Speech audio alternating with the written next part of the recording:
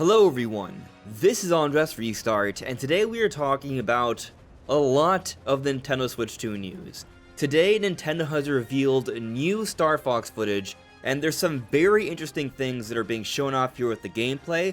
We're going to be talking about that, but also there have been other big announcements this week. Just yesterday, Call of Duty for Nintendo Switch 2 finally has been confirmed, and is coming out later this year.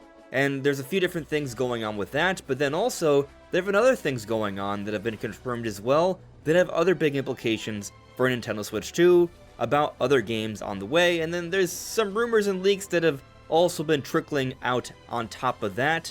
This is the end of May, June begins next week, and in the beginning of June we see a lot of different announcements in the video game industry, and there's been a lot of conversation about a Nintendo Direct happening soon.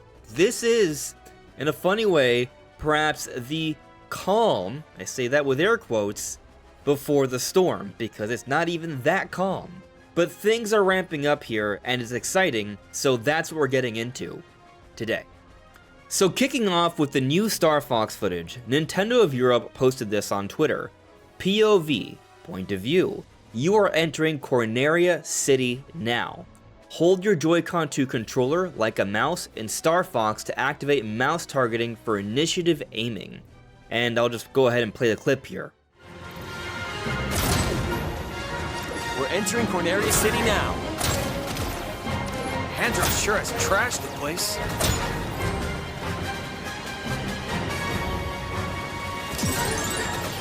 Everybody, stay alert!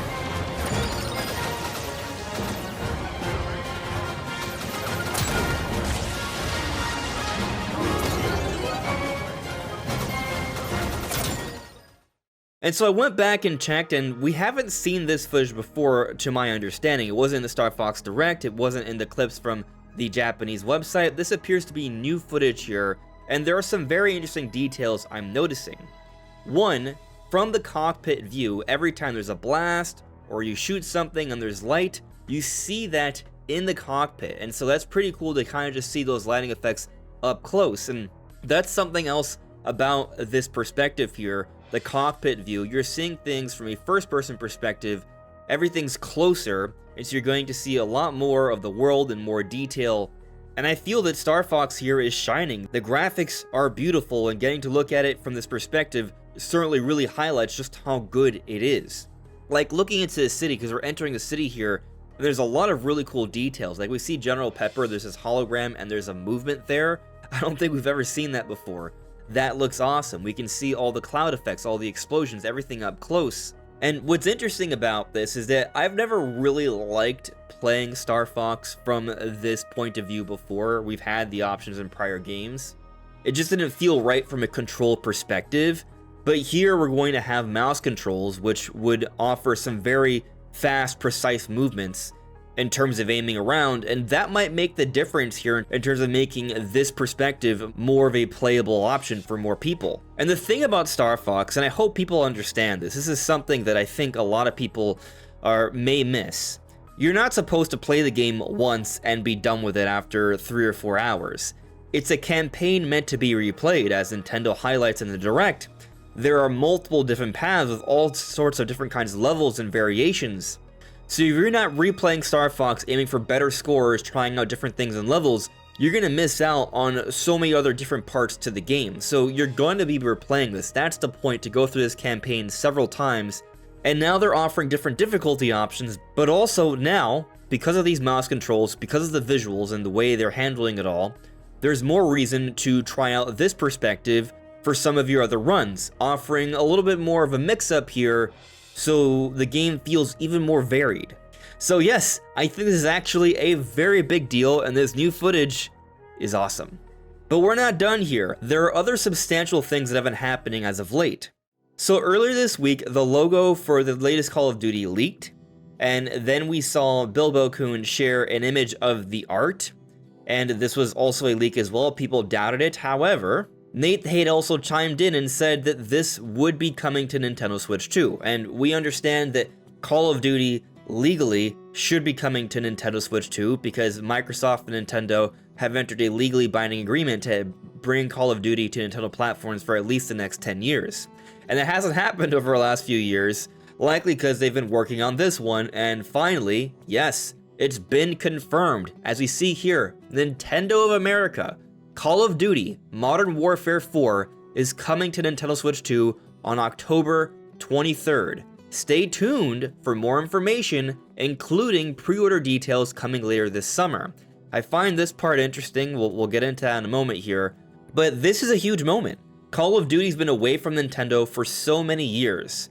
I played Black Ops 2 on my Wii U for so many hours, a few hundred hours I poured into that game back in the day. I still love going back to it. It's a very good one. And so it's very exciting to see Call of Duty finally come back to Nintendo after all this time. And I assume, especially given how well the Switch 2 has been doing, how many third-party games are looking and running great on the platform, and also because there's a legally binding agreement that this is going to be the first of many Call of Duties, probably, I'm thinking, forevermore coming out consistently.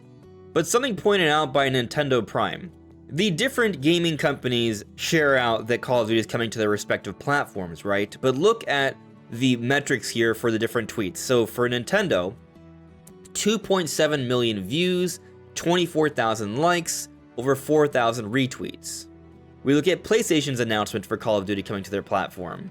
Not even 1 million views, 4,300 likes, not even 1,000 retweets. That's a significant gap there in terms of buzz and metrics on Twitter.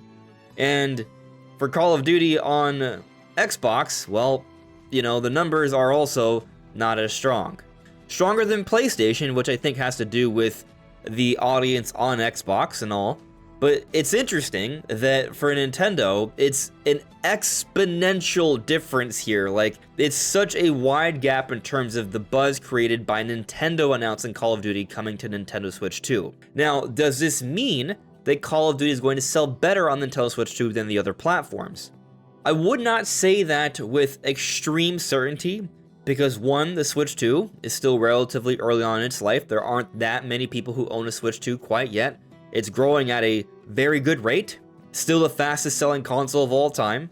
But also, part of the reason why there's so much buzz on Twitter about this is because it's been such a long time. There's that excitement there. This is something new and refreshing when we have Nintendo announcing Call of Duty coming to their platform. For Microsoft and their Xbox and Sony and their PlayStation, this is nothing new, so the fan responses on social media to the announcement there, especially when Call of Duty comes out every year, yeah, it's not going to be that big of a deal. But Nintendo saying it, that is a big deal. That is a new thing. So I do think that is playing a big role here when it comes to these numbers.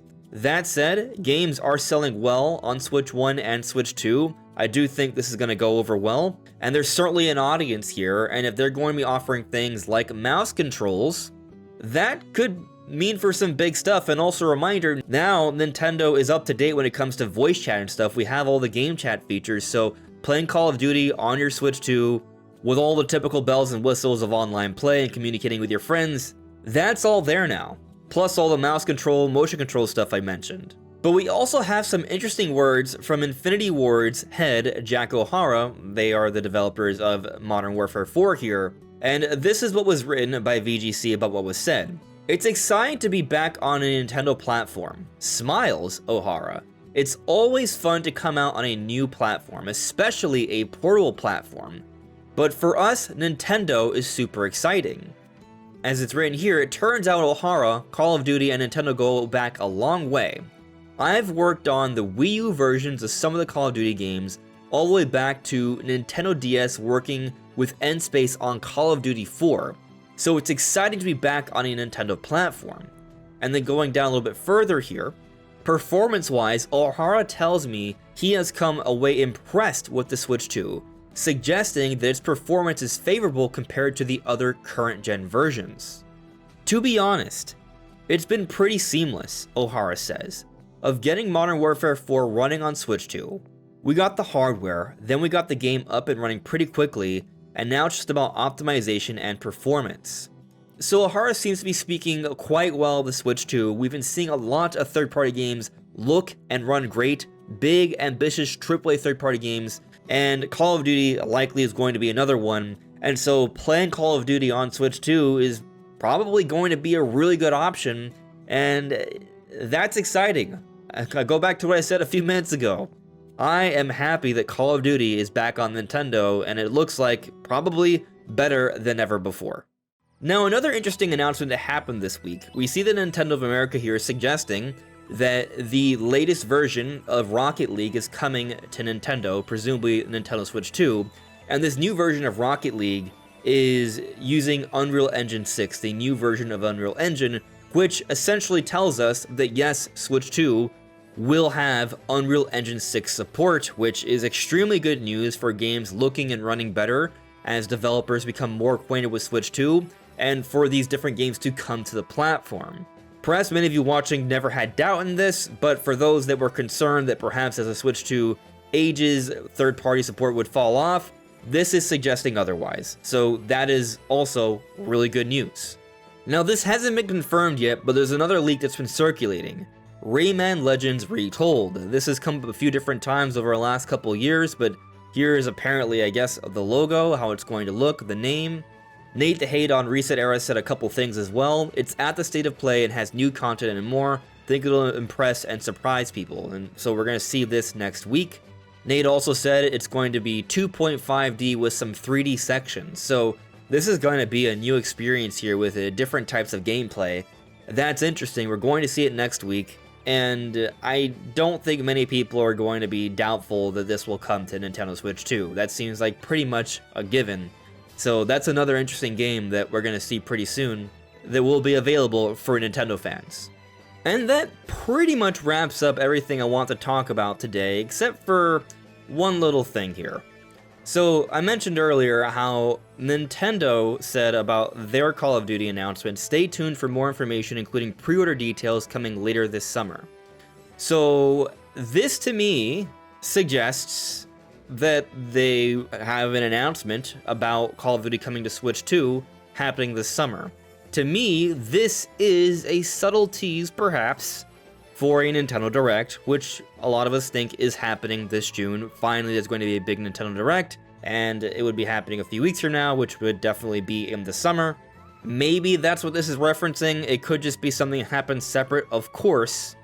Regardless, though, it is about time for a Nintendo Direct in June. We've talked about that before. History suggests it's very likely, especially when we account for Zelda anniversary stuff. So we'll see, but things are happening, my friends. These are exciting times. But what do you all think? Let me know in the comments below. This is AndresRestart. If you've gone this far and you find yourself enjoying my videos but you haven't subscribed yet, please subscribe, and I'll see you all really soon. Take care. Bye.